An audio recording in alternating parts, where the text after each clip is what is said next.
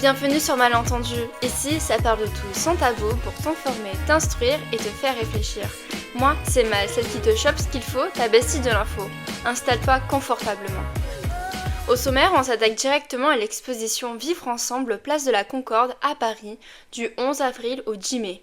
Ensuite, on s'active sur le Festival de l'Oiseau et de la Nature qui se déroule du 18 au 26 avril dans toute la région des Hauts-de-France.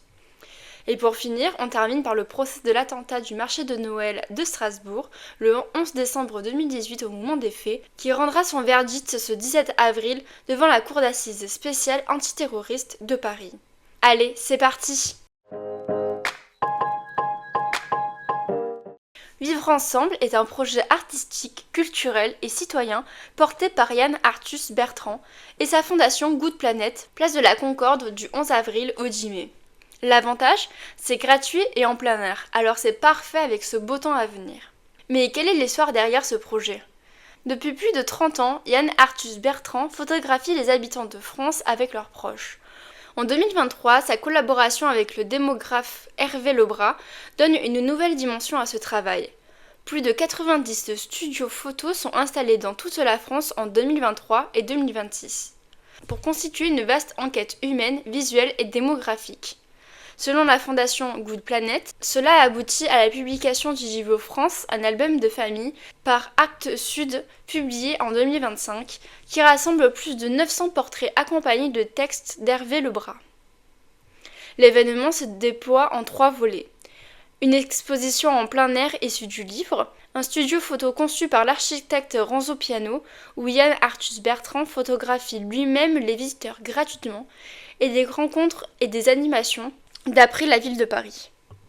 La programmation inclut des rencontres inspirantes, événements culturels, visites guidées, activités pédagogiques en partenariat avec l'Office national d'information sur les enseignements et les professions, et une mise en lumière de la diversité des métiers avec WorldSkills France et les Compagnons du Devoir. Mais ce n'est pas tout, l'exposition est aussi l'occasion de célébrer le bicentenaire de la photographie. Yann Arthus Bertrand travaille sur une bâche commémorative des débuts de la photographie. Félix Nadar, précurseur du XIXe siècle, avait lui aussi travaillé sur une bâche similaire. D'après Good Planet, Yann Arthus Bertrand dit avoir photographié 35 000 personnes sur ce projet et confie que tout a été sympathique, ouverte et humble, contrairement à ce que l'on voit sur les chaînes d'infos ou à l'Assemblée nationale. Oui, parce qu'en publiant ce livre de 800 portraits de Français, Yann Arthus Bertrand a voulu créer l'album de famille de tout un pays, qu'il estime moins fracturé et cynique qu'on ne le dit, d'après Actes Sud. Et c'est là le cœur du propos, ce qui en fait un sujet fort. Yann Arthus Bertrand le dit lui-même. On dit tout le temps qu'on vit dans un pays fracturé et cynique, ça m'insupporte. La plupart des gens sont bienveillants et fiers de ce qu'ils font. Ceux qui râlent sont souvent ceux qui n'agissent pas, d'après Sud Radio. Le magazine quotidien résume bien l'enjeu.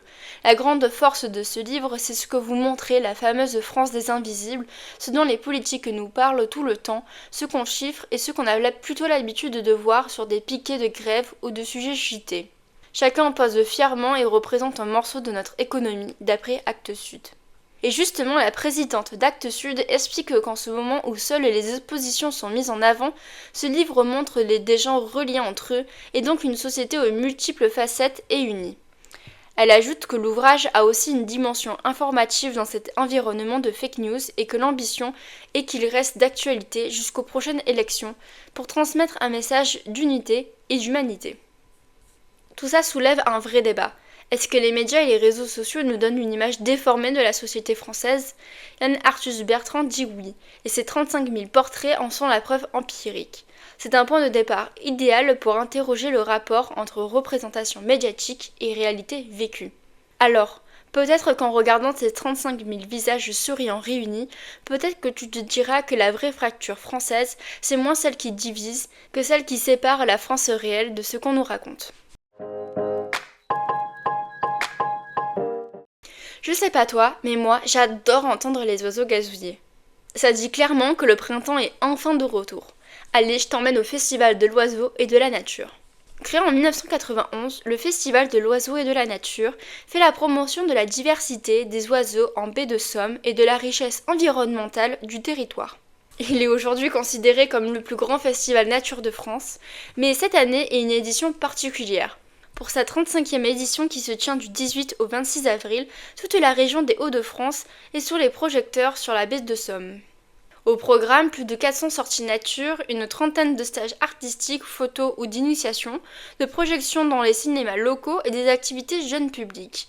Les sorties se font à pied, à vélo, en barque, en pirogue ou même en tuk-tuk électrique.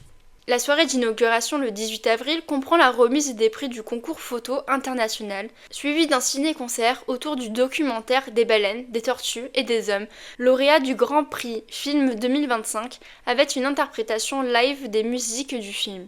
Mais le point d'orgue de cette 35e édition, le spectacle perché des chanteurs d'oiseaux, le 19 avril au théâtre d'Aubeville, est un vrai moment rare où l'art visuel rencontre le monde ornithologique.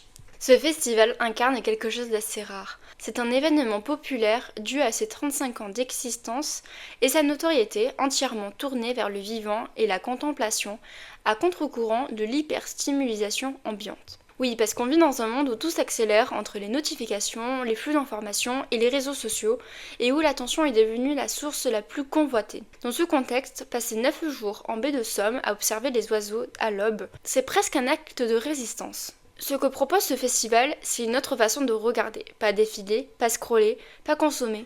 Juste observer, attendre, écouter, qui sont des compétences qu'on est en train de perdre collectivement. Il y a aussi une dimension écologique qui donne du poids à ce sujet. La baie des Sommes est aujourd'hui classée parmi les plus belles baies du monde et figure parmi les grands sites de France. C'est un territoire exceptionnel, mais ce type d'écosystème est exactement ce que le changement climatique menace en premier. Un festival qui célèbre les oiseaux migrateurs, c'est aussi un festival qui documente quelque chose qui pourrait disparaître. De ce fait, le festival s'entoure de réalisateurs de renom, de photographes aventuriers et d'une nouvelle génération de naturalistes. Ce qui montre que l'intérêt pour la nature sauvage, loin de s'essouffler, attire de nouveaux publics, y compris des jeunes. À l'heure où l'éco-anxiété explose chez les moins de 30 ans, se reconnecter au vivant n'est pas un loisir de retraité, c'est une récompense émotionnelle à une angoisse réelle. Alors je te pose une question à laquelle tu pourrais répondre en commentaire. Est-ce qu'on a besoin de festivals pour nous rappeler d'écouter les oiseaux, ou est-ce que c'est le signe qu'on s'en en est tellement éloigné qu'il faut désormais en faire un événement ? Normalement, les fêtes de Noël sont célébrées dans la joie où la magie de Noël opère sur les petits comme sur les grands. C'est le moment où tu arpentes les rues du marché de Noël à la recherche de cette magie, justement. Mais le 11 décembre 2018, à Strasbourg, le marché de Noël le plus réputé et le plus ancien de France subit un attentat terroriste islamite par Cherif Chekhat. Ce dernier ouvre le feu dans les rues proches du marché, tuant 5 personnes et en blessant 11 autres. Le tireur, âgé de 29 ans et connu de la justice pour de multiples faits de droit commun et radicalisé, est abattu par la police après une chasse à l'homme de 48 heures. L'organisation terroriste État islamique revendique ensuite l'attentat. Mais si le principal suspect est mort, qui est jugé ? Attends, je t'explique. L'auteur de l'attentat étant mort, ce sont ses proches qui ont dû répondre à l'accusation de lui pour avoir fourni une aide, notamment l'arme dont il s'est servi. Audrey Mondjei, le principal accusé, est alors condamné à 30 ans de réclusion criminelle, assorti d'une période de sûreté de 2/3 pour avoir aidé Cherif Chekhat à se procurer une arme lors du premier procès en 2024. Il a été reconnu coupable d'association de malfaiteurs terroristes en raison de sa grande proximité avec l'assaillant et parce qu'il avait fait connaissance de sa radicalisation violente. La Cour l'a cependant déclaré non coupable de complicité d'assassinat terroriste. S'il savait que le projet criminel était en cours d'élaboration, il en ignorait les modalités précises. Ce qui fait qu'il aurait pu croire que l'arme servirait juste pour un braquage. Mais alors, s'il y a un jugement, pourquoi j'ai dit qu'il y aura un verdict ce 17 avril ? Des 4 hommes accusés d'avoir aidé le terroriste à se procurer des armes, Mondjei, étant le seul poursuivi pour terrorisme, est le seul à avoir fait appel. Lors de ce procès en appel, ouvert ce 23 mars dernier à Paris, l'homme, aujourd'hui âgé de 45 ans, dit craindre d'être associé à Cherif Chekhat et a déclaré, je cite, « Je n'aime pas les terroristes, si j'avais su, je ne me serais pas impliqué », d'après France Bleu. Lors de ce premier procès, il avait soutenu qu'il ignorait le projet d'attentat, malgré des appels fréquents entre les deux hommes avant les faits. D'accord, c'est son droit, mais que disent les victimes ? L'avocat des parties civiles Claude Lénard salue une décision de la hauteur estimant que cette très lourde condamnation est le résultat du constat. Pas d'armes donc, pas d'attentat. Pour certaines victimes, ce nouveau procès est une source de stress et de douleur. Selon un avocat de partie civile, beaucoup espèrent pouvoir enfin tourner la page, que tout se termine. Et franchement, on les comprend. Certains ont même quitté la salle comme Moon Jae-in a pris la parole, lâchant « Il a menti, il n'arrêtera jamais de mentir ». Le procès en appel se tient devant la Cour d'assises spéciale antiterroriste de Paris et rendra son verdict ce 17 avril. La Cour devra décider si elle confirme, alourdit ou allège la peine de 30 ans prononcée en première instance. En gros, pour te la faire courte, c'est l'épilogue judiciaire d'un attentat qui a traumatisé la France il y a à peu près 8 ans, dans un lieu symbolique, le marché de Noël de Strasbourg, au cœur d'une période de crise sociale, celle des Gilets jaunes. Ce procès en appel pose une question de fond sur la justice antiterroriste.